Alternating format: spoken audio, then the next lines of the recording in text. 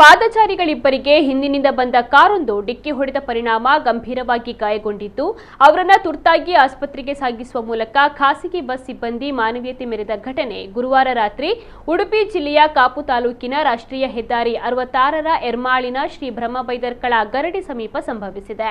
ಉಡುಪಿ ಕಡೆಗೆ ಸಾಗುತ್ತಿದ್ದ ದುರ್ಗಾಂಬ ಚಾಲಕ ಅಶ್ರಫ್ ಹೆಜಮಾಡಿ, ನಿರ್ವಾಹಕ ಆಕಾಶ್ ಕೋಡಿಕೆರೆಯವರು ಅಶೋಕ್ ಎರ್ಮಾಳ್ ಸಹಕಾರದಲ್ಲಿ ಗಾಯಾಳುಗಳನ್ನು ಬಸ್ಸಿನಲ್ಲಿ ಕೊಂಡೊಯ್ದಿದ್ದಾರೆ. ನಂತರ ಮೂಳೂರಿನ ಎಸ್ಟಿಪಿಐ ಆಂಬ್ಯುಲೆನ್ಸ್ ಸಹಾಯದಿಂದ ಸಮಾಜ ಸೇವಕ ಜಲಾಲುದ್ದೀನ್ ಹಾಗೂ ಹಮೀದ್ ಉಚ್ಚಿಲ್ ಅವರು ಸೇರಿ ಉಡುಪಿಯ ಖಾಸಗಿ ಆಸ್ಪತ್ರೆಗೆ ದಾಖಲಿಸಿದ್ದಾರೆ.